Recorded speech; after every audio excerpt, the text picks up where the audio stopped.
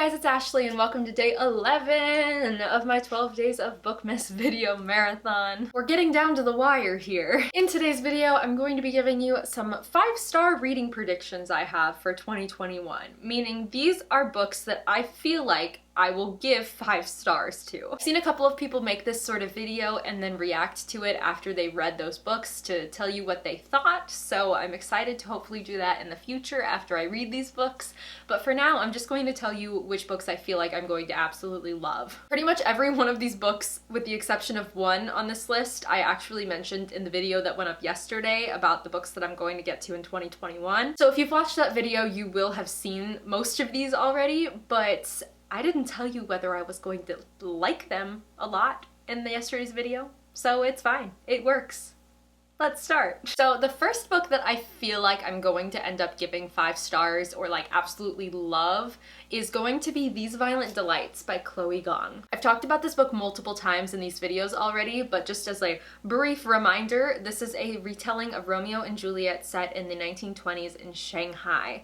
I know that there is like drug lords involved, I'm pretty sure, and like a bunch of like dark things and like that kind of stuff, which honestly I'm so excited for. I just have this feeling that with like the forbidden romance element of Romeo and Juliet and like the whole dark side of Shanghai in the 1920s and stuff like that, and like the historical elements, like I just feel like I'm really going to fall in love with this story, which is why it's on this list. Plus this book has been getting a ton of buzz since it came out. People have loved it, so I just have really high expectations for it, which is why I'm really crossing my fingers and hoping that I will fall in love with it and it will end up being a 5-star book for me. I have high hopes for you. The next book that I'm hoping that I'm really going to love and be able to give 5 stars to is The House in the Cerulean Sea by TJ Klune. This is another book I talked about in that video that went up yesterday, but I've never talked about this book on my channel. I've just always wanted to read it in the back of my mind. I've always had it in mind to read, mostly because, like I said in that video yesterday as well,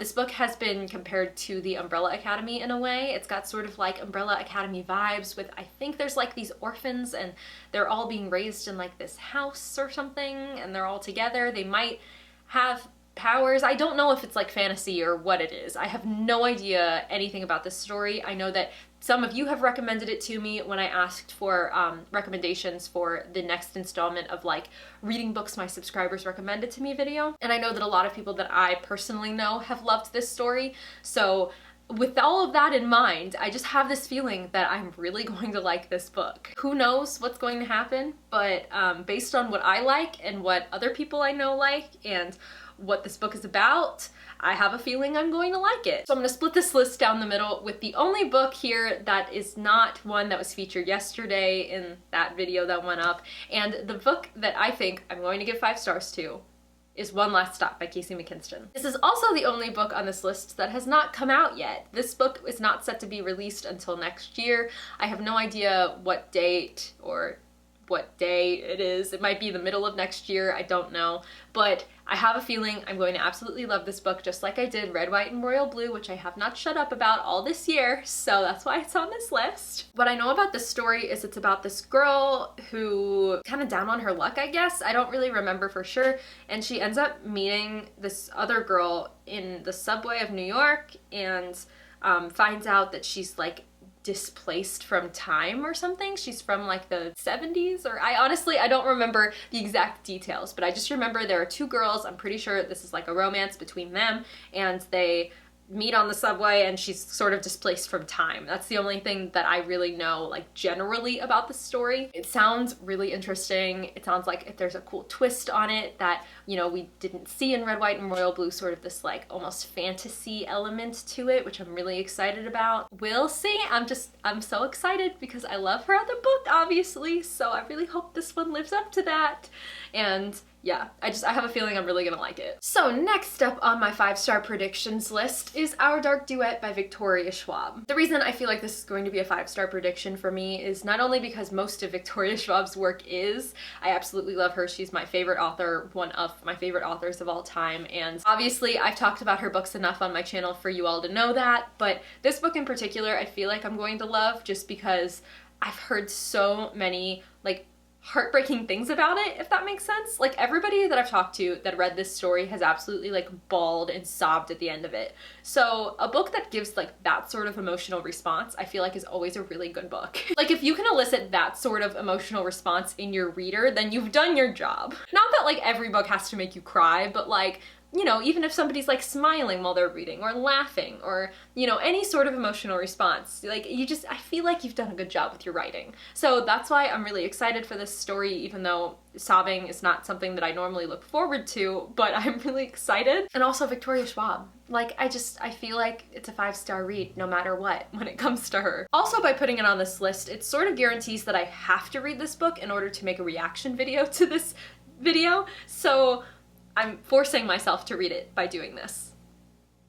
That was the intention here. The next 5-star reading prediction on this list is one that was a total wild card for me. I just wanted to throw one in that I knew nothing about, and just based on the cover and what other people have said about it and what the general fantasy part of it is about, I wanted to see like what I would think. Like, will I, won't I, based on absolutely nothing more than my general assumption of the story. And that story is City of Brass by S.A. Chakraborty. There's really nothing more to this. I know nothing about this story other than that other people love it, and it's a fantasy, which is normally a sort of, you know, key word for me when it comes to books, and I've heard really good things, and that's it. That's all I'm going off of. Like I said, this is my wild card book for this video, so we'll see if just being a fantasy is enough for me to really enjoy a book, which it probably is, but yeah. And so then the final book that I have on my 5-star predictions reading list is one that should probably come as no surprise to you based on how much I loved Red, White, and Royal Blue again,